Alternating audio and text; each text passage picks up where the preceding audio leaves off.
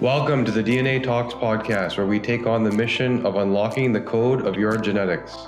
This season is all about you, upgrading your health, not just on the surface, but down to the root cause.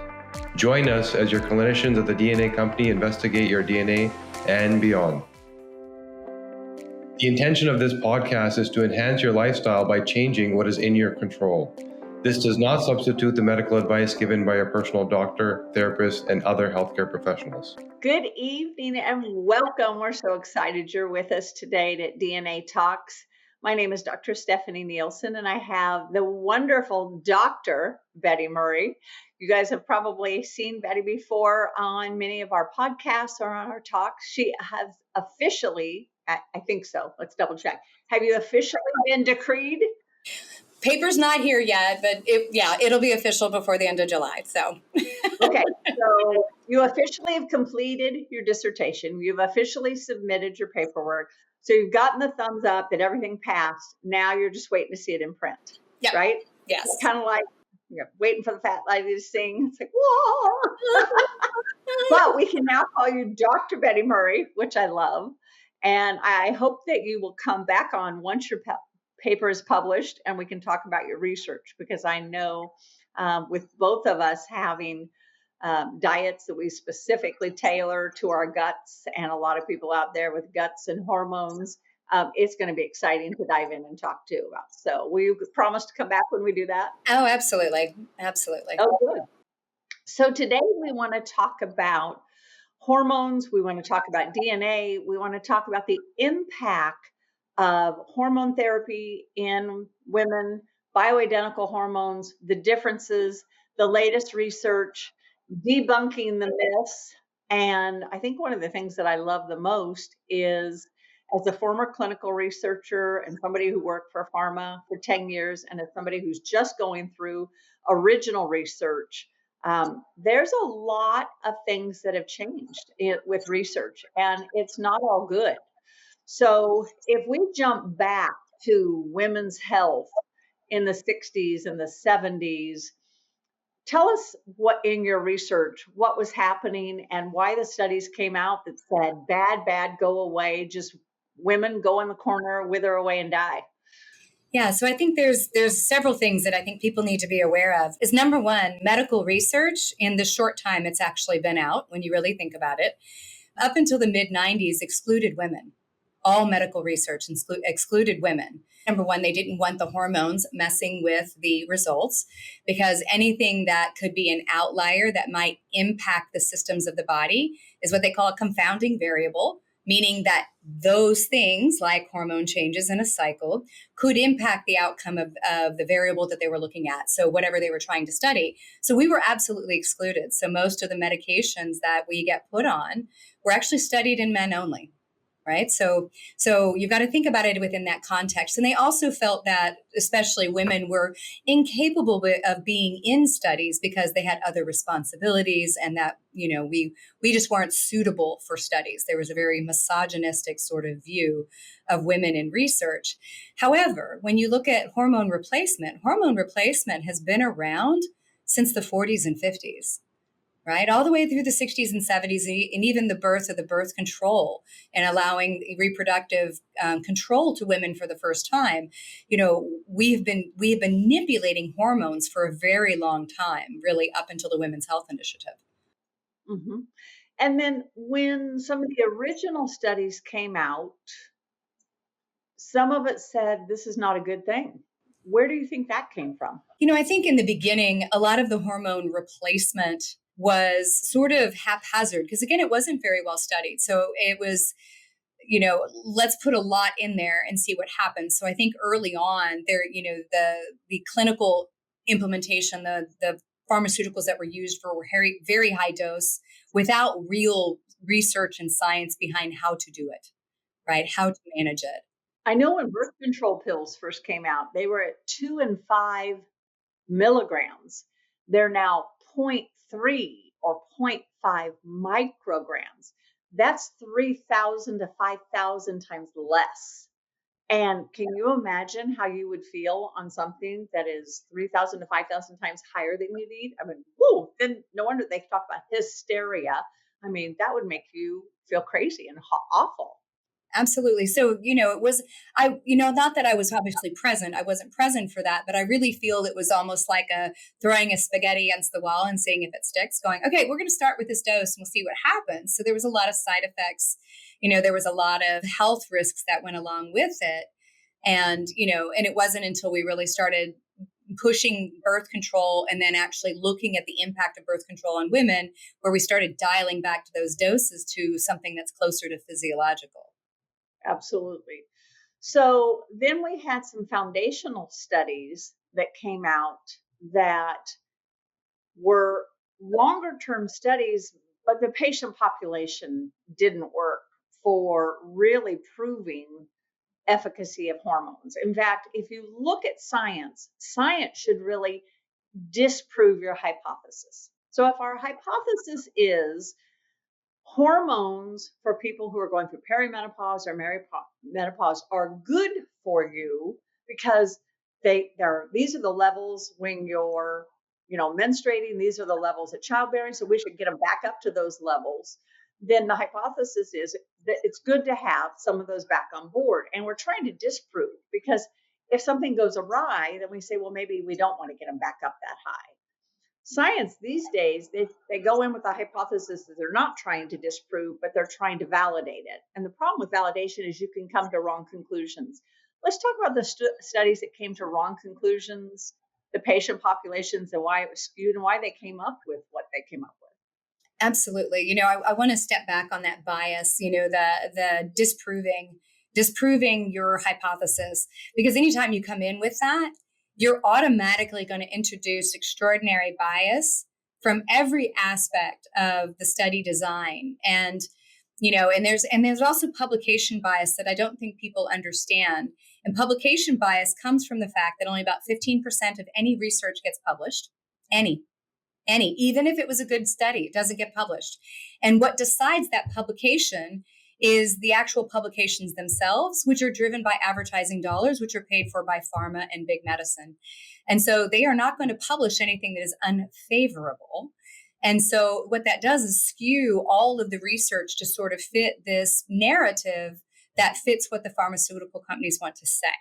So when we look at probably the largest study that has been quoted and was absolutely heavily biased and also statistically inappropriately measured is the Women's Health Initiative. And the Women's Health Initiative has ruined 2 generations of women's lives, because of bias and because of inappropriate statistical analysis. They actually just reran the analysis of their original data, showing that they were absolutely wrong 22 years later. Have we heard hoopla about that? No.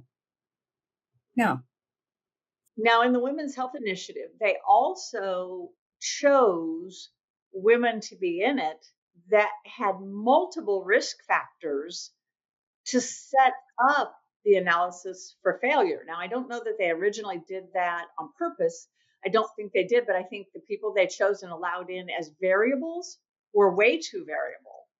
Right. So the original study was designed to look at women's risk for cardiovascular disease and stroke and the use of hormones. That was the original endpoint. And so when they went to go get a population, they can't do this study for 30 years. So they can't pick a woman who's 40 and try and run this out. So they intentionally picked a population of women who were obese, metabolic syndrome. So they had multiple risk factors for cardiovascular disease, diabetic, hypertensive. So they already had pre-existing risk factors and probably pre-existing cardiovascular activities. Because the reality is cardiovascular disease is a decades-long process. So they excluded healthy women, and the average age of women were 62 years old, which means that they were fairly advanced in this process. Like a significant number of them were still smokers, right? Still smokers. And the idea was they picked that population because they're like, okay, we're going to have some mortality happen during this period. These people are going to die. And we'll be able to tell which ones die at the greater frequency based on whether they take hormones or not.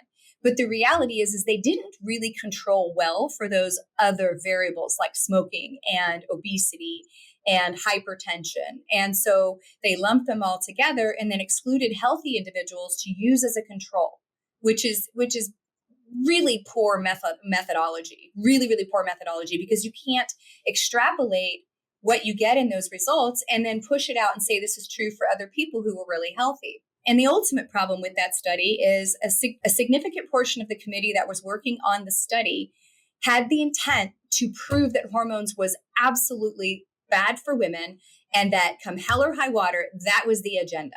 And you just said it, the agenda, the bias was, we're going to prove. So they went in. So we talked about science a minute ago. You're supposed to go in and disprove. If it's like, we're going to prove that this is bad for you, then they have to disprove this is bad for you. But they went in to support their own theory. And it's like, okay, I have my mind made up, and I'm going to only cherry pick what's in my mind, rather than looking, how does this go across the board? And can I be surprised at the results? And might that benefit some people? Instead, it was just, I was right. I told you I was right. Now fall in line. Right. So a lot of women fell in line, and a lot of women got scared because it was increased risk of cardiovascular disease, increased risk of strokes, ischemic attacks, increased risk of cancer. And if you ask in your practice, you see women, I see a lot of women, if you ask 9 out of 10 of them, they'll say, I'm concerned about hormones. At least mine are. I'm concerned about hormones because I've heard they cause cancer. 100%, 100%. And so one of the things as somebody that went through doing primary research and statistics, right? I hated math my entire life.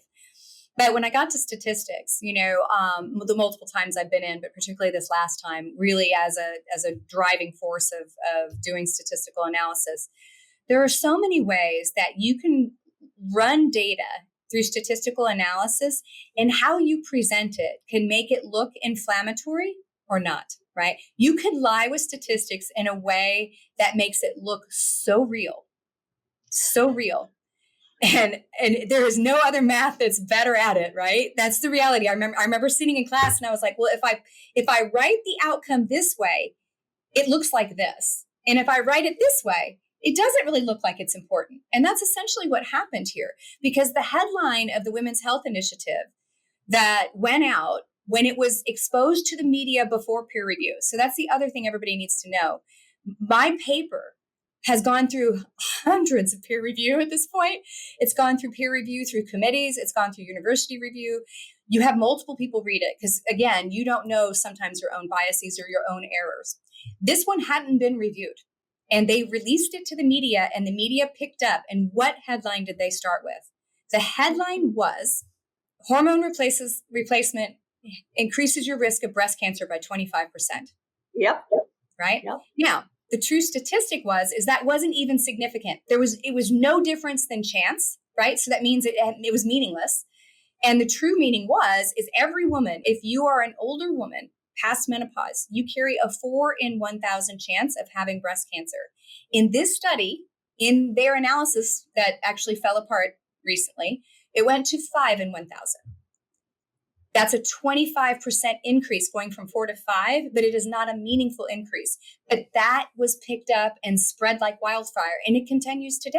So God bless the people who were OBGYNs or women's advocates that continued to prescribe HRT and did research on BHRT. So HRT is hormone replacement therapy. That includes all form. BHRT is bioidentical hormone therapy. Let's talk about the difference for a second. I know we have a very educated audience, but I do want to define it, because sometimes I think even in our own world, we've gotten these acronyms, but we've forgotten the real meaning. So HRT is? Right. So HRT is hormone replacement therapy, and that can encompass any hormone that has been developed. And in this case, most of them are going to be either synthetic or from another animal. So in the case of birth control is all HRT of some sort, right? But it's all synthetic. The difference between synthetic and bioidentical is a bioidentical hormone is the same exact key with the same exact teeth on it as your hormone key. So if we were to line them up together like a key to a key, there would be no difference. When you have a synthetic one, it's kind of like a skeleton key that's almost identical but slightly varied. It still clicks into the lock, but maybe it turns it, but you have to like jiggle it. If you've ever had a key that's sort of broken, you're like, oh my gosh.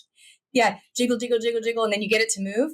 That's kind of the way a synthetic hormone works. It'll sit in the keyhole, but doesn't have quite the exact composition and function of that hormone. Now, when we look at hormone replacement therapy and what was commonly used and what was used in most of these studies, like the Women's Health Initiative, it was a combination of two major hormones. One is conjugated equine estrogen. So equine's important because it comes from horse mare urine, right? So it contains 13 different estrogens. Women only make 3.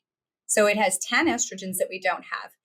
The other hormone was a combination of conjugated equine estrogen and a synthetic progestin, which is not a real progesterone, and it's a synthetic. And those progestins do carry blood clotting risks in all women.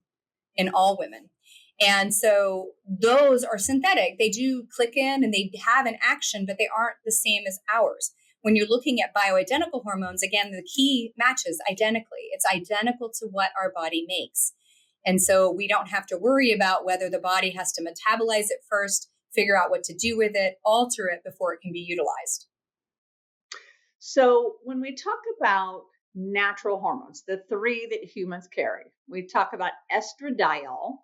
Estradiol is the most common that is in a pre-menopausal woman, even a perimenopausal. So when you're in your peak fertility, when you're in your prime, estradiol is the primary estrogen. Di2, okay? So then when we have estratriol, this is the main estrogen that happens when you're pregnant, okay? It's a little bit gentler, it's a little bit softer, it's a very nice one. Once we get into perimenopause and menopause, primarily menopause, we have estrone. Estrone is in there kicking and fighting, trying to make its way known. But because the estrones and the metabolites of the estrones, they kind of fight each other. And sometimes they can go down a good path and sometimes they can go down a bad path. So for those of you who are on BHRT, you are generally going to be on estradiol, and a few of you may be on estratriol. Talk to us about appropriate uses for estradiol and estratriol at this point. Yeah, so, depending on what practitioner you see, estradiol is the dominant hormone made by your ovaries. So that's the one that has the greatest protective effect. And so often, like if you're looking at different delivery mechanisms, particularly the patches, that's going to be an estradiol. Creams can either be a combination of just estradiol or estradiol and estriol. And then vaginally, a lot of times, even in breast cancer patients in conventional medicine, I'll qualify that later, but in conventional medicine, estriol may also be used vaginally because it's very localized, right? It's a very localized, it can protect the tissue from vaginal atrophy and the other things that happen with menopause. And it's a much weaker hormone. It doesn't have a strong systemic effect. But our body fat makes estrone. And so, we see basically when your ovaries peter out and they sort of lose their eggs, they're no longer able to produce the estradiol, body fat often increases, particularly visceral body fat underneath the muscle in the abdominal cavity. And some of that is your body's drive to give more material so your body can make estrogens, and it makes estrone instead. And estrone is more pro-inflammatory, and its metabolites, particularly the 4-hydroxy and 16-hydroxy metabolites, are more inflammatory. I don't know if you ever thought of this. I would see my mother's friends, they would be slim and active. They'd start to get to be 40, 45, 50, and all of a sudden they'd go, bloop. And I was like, I will absolutely flippin' never do that. I thought they were lazy. I thought they were out of control. I thought they had lost their sense of vip and vigor, and it was just shame on them until I got to be 48. And the periods started getting lighter, and the moods started getting darker, and the brain started fading, and the pounds went boom, boom, boom.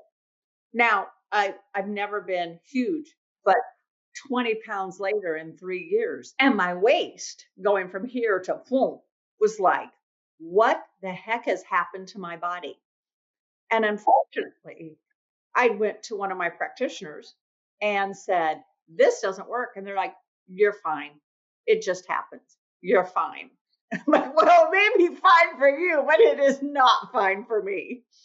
And that's when I started digging into bioidentical hormones. So, what does a woman do when she starts pumping out that estrone? Because you still are producing estrogen. I want you to hear this. The fat in your body is now producing your estrogen because your ovaries are not, but we have ways to help. So, let's talk about what happens when you start hitting that perimenopause.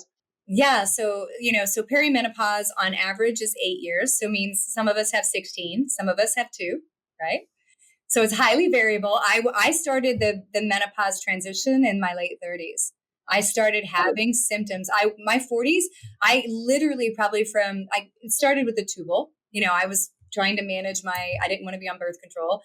And really that disrupted the blood flow to the ovaries. I was still having a period, but looking back on it now, I was like, oh, I was in menopause. Really, I was in that transition early.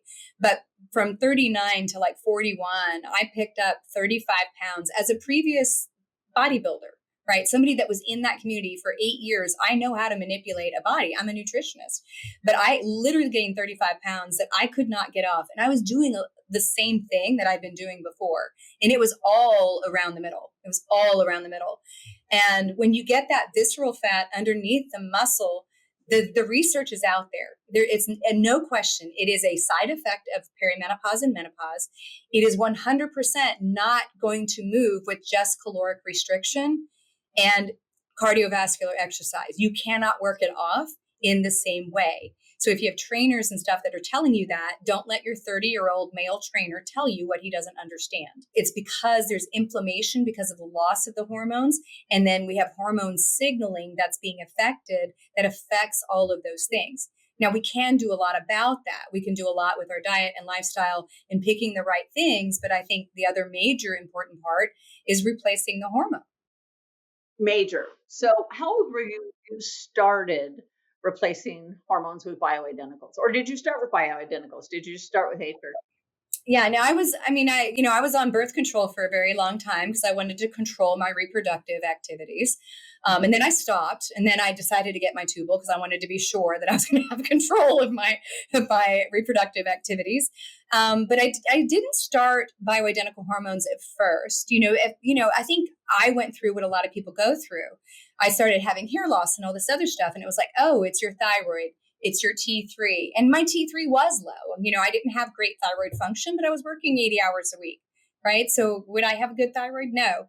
And so it took a little while. I went on progesterone first. So I was on progesterone by my early 40s because that's the first hormone that declines. And it was clear that I needed that. But, I think one of the big challenges, and it took me going back for my PhD to really understand this when I was deeply in the literature, is our hormones, when we get into perimenopause and menopause, become highly variable. You can still have a cycle every month and have low estrogen. I think I want everybody to hear that. You can have a cycle every single month, but your overall estrogen is low. And it can be all over the place. And I describe it, if anybody's heard me say it before, I'm going to say it again. I like to describe it as a ketchup bottle. So when you're 25 and 30 and you go to squeeze your ketchup bottle, it's this perfect S. It like goes onto your like organic, no GMO, no nothing, all beef, hot dog or whatever. It's perfect, right? When you get into perimenopause, it starts to get a little abnormal. So you're squeezing it and it sort of has a space where nothing comes out and then it splats a little bit and then splats. And then it gets really empty as you get close to menopause and it's all over the place. So sometimes it's like playing whack-a-mole because you're showing what would look like an estrogen dominant state. So if you had looked at my symptoms, everything, my periods got heavier, they got closer together, had hair loss, I had irritability, that looked a lot like estrogen dominance. Where I was gaining my weight looked like estrogen dominance. And if I tested it, if I didn't get it just at the right day, you'd see this like little peak, right? So I was always in this belief that I was estrogen dominant. So I never, ever started estrogen. I did try testosterone kind of early on, and testosterone made me feel great. I had a sex drive that was amazing. I was like, hey, babe, what's going on? My husband enjoyed it. And my energy was great. But I literally gained 10 pounds in 2 months. And my practitioner's like, Betty, it's just your muscles holding water. It's this, it's that. It'll go away. It's just that. No, it doesn't. Testosterone is an anabolic hormone. It can drive insulin activity and glucose, and especially if it's not balanced with estrogen. So I stopped that. But then I'm a 5'3" woman. Now I'm like, okay, now I'm even more heavy. I've got to try and work my way off. And it wasn't until I went back and really understood the mechanism of estrogen metabolically and what it does to our cells and our fat cells. And, I've since lost all that weight, actually in the menopause transition. And I didn't actually put estrogen in until I was pretty clearly in menopause. And I should have started it earlier, honestly. I should have instinctually started it earlier. And you know what? There's like 3 points that I think are really key takeaways. And you just said it, and I'll emphasize it. You need to start early. Don't wait till you're desperate. Don't wait till you've gained the 20 pounds or the 35 pounds. Now you've got to find somebody to work with. And you've got to find somebody who actually knows what they're doing. I'm getting a lot of clients right now my doctor's dabbling with it and they kind of put me on this, but he just kind of says, let him know if it's working or not. And he's not really digging in. And that's not the kind of support you want, because that is, yes, I want each and every one of our listeners to dig in and know and understand that they have a PhD in themselves. You may have a PhD, but each one of them has a PhD in themselves. It's like, I know myself. This is not me. I don't feel well. We've got to try something else. And your practitioners work for you. So don't be afraid to say, this is not working. This may be hitting the max of what you know. So let's dig in together. Or who can you refer me to who might be a step ahead, who can take me to that next place? Now, I was very fortunate that I've always, since I had cancer at 21, been much more accepted toward the bioidentical route or the organic route. And so I started on bioidenticals.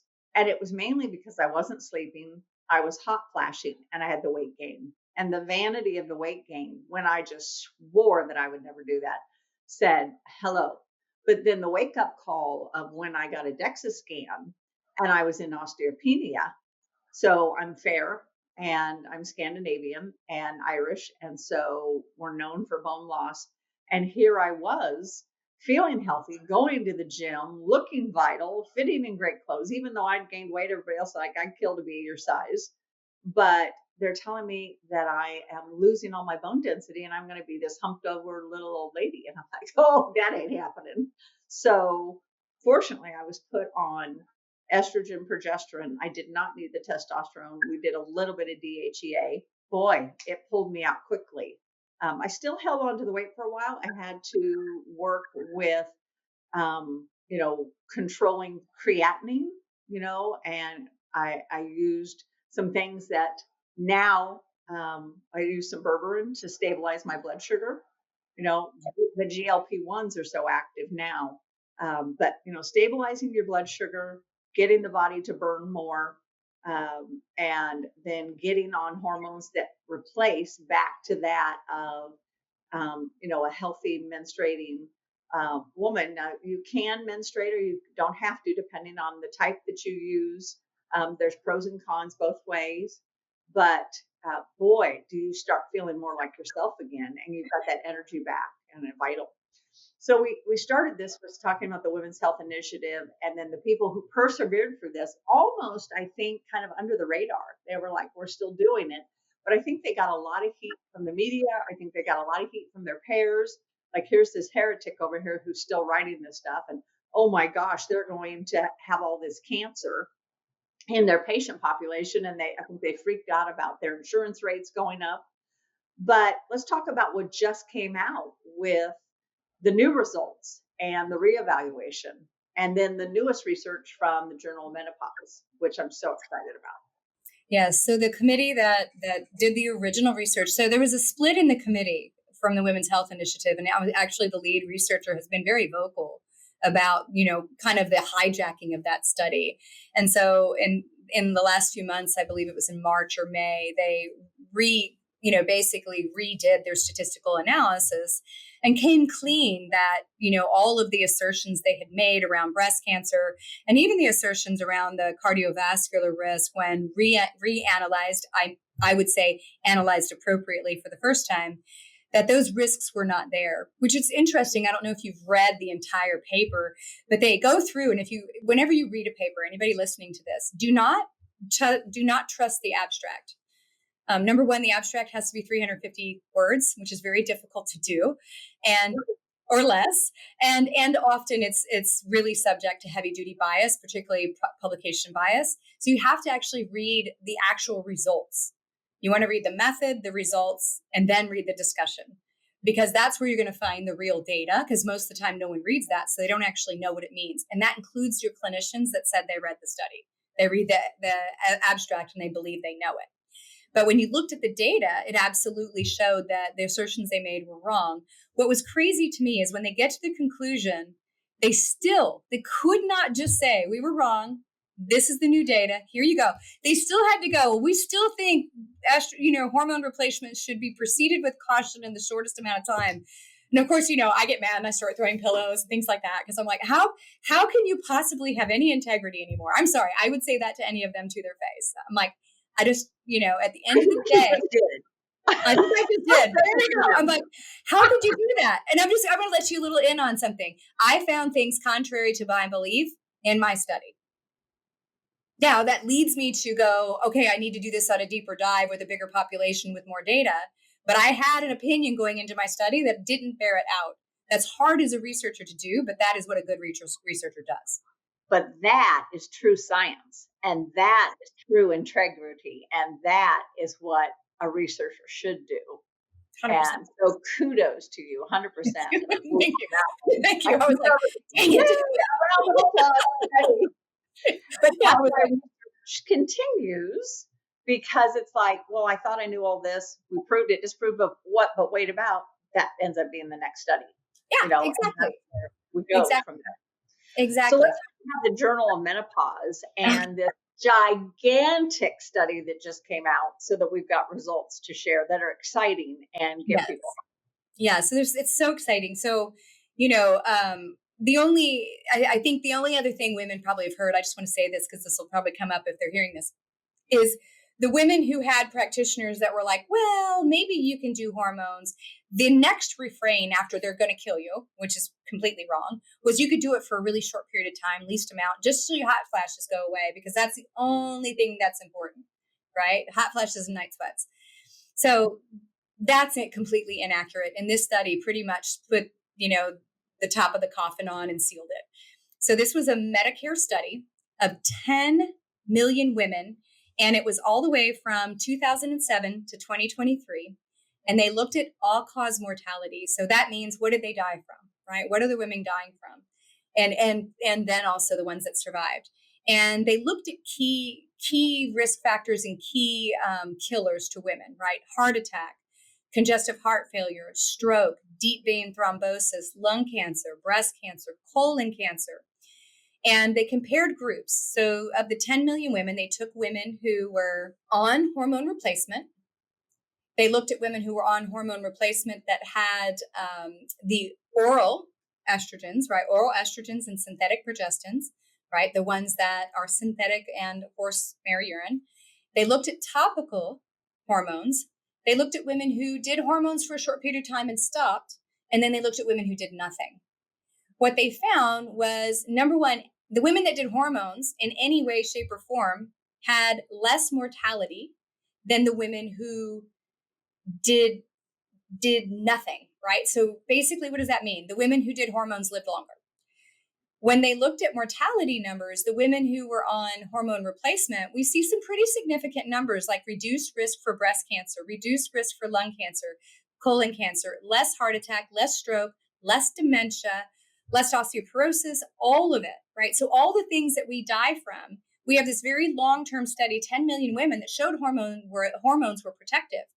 The only thing that really showed up that was unique was that the oral estrogens, basically the equine estrogens and especially oral estrogens with progestins, they carry a clotting risk, especially as we get older.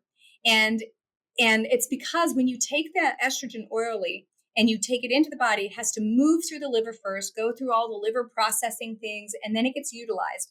And because of that, it increases some clotting factors in all people, but especially somebody who might be genetically at risk. Now, what was really cool about the study is they looked at topical and mostly IUD progestins. That just happened to be what was available, but topical preparations of estrogen, and that risk for clotting went away. So essentially the take-home message here for everybody is that if a woman is doing hormones and doing especially bioidentical hormones, their risk for these diseases go down because they take them, and they stay down if they continue to take them. And this leads to why people need to have their DNA done. And when so when you're talking about the oral progesterone, when it goes through the liver, there's something called a first pass effect. It's going to go through, it's going to break down, but estrogen actually becomes more toxic in this metabolite form. Then it has to go back through and be methylated to neutralize. Okay. So if you don't have the pathways to neutralize it, then you keep this toxic form going around. If you don't get all the way through the second one, if you don't detoxify your body with the xenobiotics, and if your gut doesn't make the material that it needs to pull everything together, if you're not digesting, all of that matters. So, I mean, at the DNA company, it's so helpful to know, are you androgen dominant or estrogen dominant? Are you co-dominant? Do you have estrogen toxicity risks because you don't break down? Do you have the MTHFR or one of the other methylation genes? Are you able to handle reactive studies? By getting that blueprint, you've got a better idea. The second thing that I think is critical. So the first thing was that bioidenticals is way different than just regular HRT. And oral versus topical, whether it's patches, creams, I do not like oral, because why do you want to fight it? Some people say, oh, I think they're messy. Well, you know what? Messy over screwing up your liver and causing disease, I'll take messy, and they're not that messy. But the second thing is, if you know your pathways and whether you're compromised or not, you're ahead of the game. More information just puts you ahead of the game. The third thing is, let's talk about testing. I think it is a crying shame that women are asked to get, breast exams, they're asked to get PAPs, but we're not checking their metabolites, whether they are taking HRT or not taking HRT. Let's talk about the annual metabolite test that we need to look at our ratios of these good versus bad estrogens and what we can do with them. Yeah, I mean, the patients we work with all across the US, we definitely want DNA testing. I want to know. I mean, if anything, I've had mine done multiple times over. I've done DNA. I've DNA company. I've had my whole genome sequenced, and I have so many mutations in the estrogen metabolism pathway, which to me, it was like, everything's illuminated. That's why my perimenopause was rough, because I just didn't have all the data, right? So I think it's really important to have the DNA. What I think everybody that might be listening to this, and maybe they have their DNA test in front of them, what the urinary metabolites look at is, number one, they show you your free hormones. So free hormones are the ones that are able to drive around and click into your cell and turn it on. You want to know if they're free, because if you look in the blood, you can't tell the difference between the ones that are bound, which means they're in the taxi cab, they haven't gotten out yet, or the ones that are free. So you don't know if they're truly active. But when you look in urine, you can see that. And then in urine, you see all of the metabolites. So it's literally the byproducts of each one of those genes at each step and what's really happening. So you can actually tell, is my body following my genetic profile? Just because you have the genes doesn't mean that they're turned on, right? It doesn't mean that they are in a negative stance. What really matters is that epigenetics. And basically, tests like the Dutch test or 24-hour urine hormone metabolites, those kinds of tests show you your genes in action.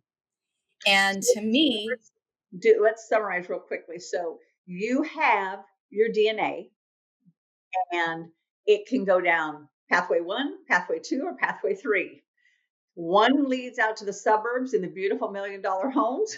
One leads downtown, which can be a little rough, and one can lead to who knows where. So by getting the Dutch test, Dutch stands for dry urine, or getting the 24-hour metabolites, you can see which pathway are your hormones taking and how many of each, because sometimes the ratios are important too. So do you have a healthy urine metabolite? Do you have an unhealthy? And are your ratios leading one way or the other? Absolutely. And so it gives, I think, a woman who, whether they're doing hormone replacement or not, right? We check it even if someone may not be on that route, right? They might be like, I don't want to yet. We still look at it because could you have things go through this pathway that might be skewing you, even though your levels are very low and your ovaries are no longer making hormones? Absolutely. Because we have so many other ingredients in our environment that looks like these hormones that generally go down the more negative pathways, right? So all the the things like pesticides, herbicides, plasticizers, phthalates, all of those things overwhelm those pathways potentially. So I think it's very, very vital. And then I think it's super vital if you're on hormone replacement, so you know what to manipulate, because all of those pathways are nutritionally manipulatable. And I think that's empowering, right? That's empowering for a woman to know that I can watch and look at it. And I can manipulate it by changing what I'm doing, because it doesn't mean stop the hormones. It means appropriately address your unique genetic makeup so you can take hormones, take them cleanly and feel good at the same time. Exactly. So when we've got a pathway, let's say, that is leading more toward the 4-hydroxy or the 16-hydroxy estrone, it doesn't mean everything in the world is going to collapse, but it means how do we push it more toward the healthy, which is the 2-hydroxy. Okay. And you're right. We can do it with food. We can do it with supplements. We can do it with lifestyle. I love that you brought up the endocrine, which is the endocrine system, the hormone system disruptors. So why do people talk about having a clean environment? Why do they talk about not drinking out of plastic water bottles that have been warmed up? The softer that plastic water bottle is, it oftentimes has plasticizers. Those plasticizers leak into that warm water, even if you put it in the fridge and cooled it down. And then those disrupt the hormones. Those taxi cabs that Betty was talking about, those are your sex binding globulins that hold things, and they taxi cab around and things jump on, jump off, and deposit them in different areas. But all of that is manipulated by our environment, and the epigenetics she was referring to. That's what you do. Just because you have a negative profile does not mean, or a less desirable profile, doesn't mean you're destined to anything. It means you turn up the good stuff or you turn down the bad stuff, and we can manipulate it with food, drugs, lifestyle, supplementation, and all of that. Is if you have that blueprint, you can then drive. More information about your blueprint and your metabolites allows you to be in control of your destiny. Absolutely. Absolutely. So, yeah. So, when we have women on hormones, once we feel like we have it dialed in, that's always a part of what we look at, because now we know, hey, this is, we have everything going to the right neighborhoods, everything's nice and clean. We've got kind of the right stuff dialed in. And I think, it's something I do annually. It's what our patients do annually in my office for sure. I want to go back to the menopause study, because when you've got 10 million charts over 20-ish years or so, the thing that blew me away, and I think everyone should go to the Journal of Menopause and look at May of 2024. So if you're a nerd junkie like we are and like all the data, when it looks, it says any hormone therapy, good, bad, or ugly, oral, synthetic, topical, injectable, whatever, versus no hormone therapy. The things that blew me away was like the incident of heart failure. Let's just grab one. The incidence of heart failure with any hormone therapy on board was 167,000 women. Oh, that seems like a lot. You're like, oh my gosh, bless their heart. But without hormone therapy, 1,079,000, almost 1,080,000. And it's like, wait a minute, that's a huge difference. You mean even if I was on hormone at any point in any time for any length, I still have almost a 10x protective factor. That's gigantic. And it happens again and again. Kidney disease, 300,000 with any hormone therapy, 2.4 million. Glaucoma, 300,000 with any hormone therapy, 1.5, almost 1.6 million without it. What is that saying about what hormones are critically important for our long-term health and longevity? Yeah. I mean, I think it's important for people to understand. We think of hormones exclusively acting on our breasts or our ovaries or our uterine lining. Every single cell in the human body except for two has estrogen receptors and hormone receptors on it. So the reality is when we start to have changes in these hormones, it changes every single cell in our body and every single tissue. And the truth is when we have hormones, we're protected. And when we lose those hormones, we lose that protection very rapidly. And so it's not even a question of, do I take hormone replacement to improve my symptoms, right? Symptoms, because a lot of women may not have some dramatic symptoms. I had a lot, but I didn't have hot flashes or night sweats. I had a lot of other ones, but not those. The symptoms are just a side effect. What you're really looking at is, regardless of symptom, your risk for all of those disease states is increasing rapidly. It's just flat out increasing rapidly because aging is the number one cause of all death. Just aging. And when you lose your hormones, you're going to age at a rapid pace. Much more rapid. Now, you were just telling me before we came on today about a study that just came out at the beginning of the week. Yeah, like I think it published yesterday. so I'm just gonna run down like the big stuff in it. So it was a imaging study done by Dr. Mosconi's group out of the Weil Center, and Mosconi's lab is pretty unique because they have been scanning MRI, functional MRI, and MRI of women's brains, and they have women's brains over time, right? So a lot of times the studies, it's very hard because they'll do it in a space and time, but they don't have what did that woman's brain look like 20 years ago. And so they've been scanning over time. So in this particular study, they were looking at imaging of a woman's brain as she aged or women's brains as they age. So at an earlier age when they were still fertile, all the way to menopause. And what they were looking at for the first time ever was receptor activity.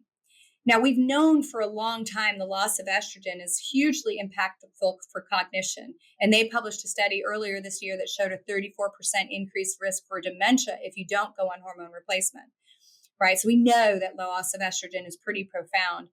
But the dogma in medicine was the belief, and I held it, you held it, we all held it, was that as we age and as we lose estrogen, we were losing receptors in the brain. So that's what all of us thought. That's what they thought they would see. But what they found was the exact opposite. And this is the first time ever this has been seen, is that as we start to go through perimenopause, the receptor sites increase, not decrease. But the estrogen levels in the brain are decreasing. So the brain is actually trying to adapt to create more receptors to grab whatever estrogen it can get. And it's truly the loss of estrogen that's the problem. So what it means is that our body desperately wants more estrogen in that particular area, right, the brain, in order to preserve brain function. So, of course, I look at that and I go, oh my gosh, we were all wrong, right? That's been a long held standard, for forever. Awesome. Now we can change our opinion and go with science rather than our belief, because belief is just that, what you think. It's not truth, right? Belief and truth are not the same things. So now we know that we have data to show that the receptors are now blowing up and we're making more of them. So this led me, Stephanie, because of course I'm always like, what does that mean really? So if we found that in the brain, I look at that and I go, where else would we find it? Where else would we find it? So in the brain, our body's desperately trying to create more keyholes for estrogen. Where else is it doing it?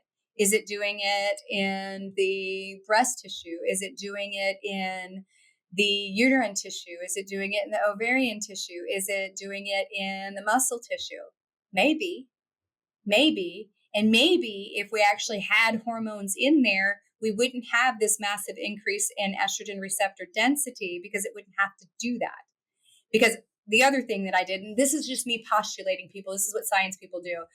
The other postulation I have is if the body's building more receptors and there's no estrogen on board because you just went through menopause, what will occupy that receptor? The xenoestrogens, the estrone, your fat maid, the plasticizers, herbicides, pesticides, the other thing that are in your body that look like estrogen. So maybe the risk profile is a lot of estrogen receptors without appropriate estrogen, without estradiol. That's what I postulate is probably what we're going to find when we keep digging. That's probably right. So if you had a takeaway for anyone listening today, what would it be? I think the biggest takeaway is regardless of where a woman is on this pathway, maybe you're perimenopausal or you're maybe not even there, but you're thinking maybe something's going on. You probably are if you're thinking something's going on. If you're in the transition, right? If you're in the transition, right? And if you have gone through menopause and it's been a long time, I think it's a darn good time right now is to explore getting on hormones. Because that menopause study, the one that was published, is a Medicare study. That means they weren't looking at anybody under the age of 65. They were looking at a much older population, which puts that whole idea of start it early, and if you don't start it within 10 years, it's not going to be good. That pretty much puts this to bed. The reality is that in most women, this is protective and helpful. We always do a little, extra look if somebody's been out of hormones for a long time. But I think it should take that fear off the table that they're going to cause more harm than good. Yeah. And, one of the things, because of the whole cancer risk, breast cancer, other cancer, I have people that come in. I had uterine cancer, I had cervical cancer, I had breast cancer. What do you think? There was a study that I pulled up that talked about with the estrogen positive cancers that hormones actually had a negligible results. It was more the estrogen negative cancers. And then they were talking about HRT versus BHRT and how HRT had a slightly higher, but BHRT again was negligible. So you do want to talk to your provider. You do want to make the best decision for yourself. But I think the biggest takeaway is the tide is turning. It is no longer time to be afraid of hormone therapy. The tide is saying, in most cases, this is positive.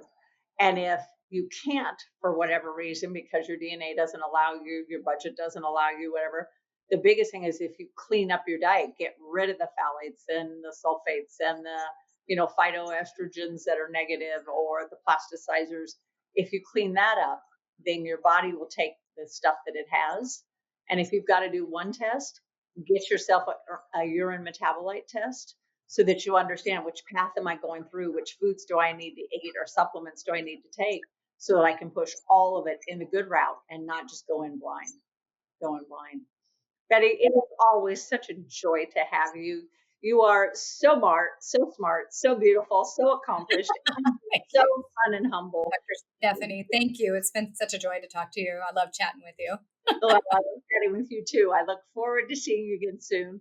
Please let us know as soon as your paper gets published, and we'll make sure we get you back on because that is going to be a fun one to dig into. Yep.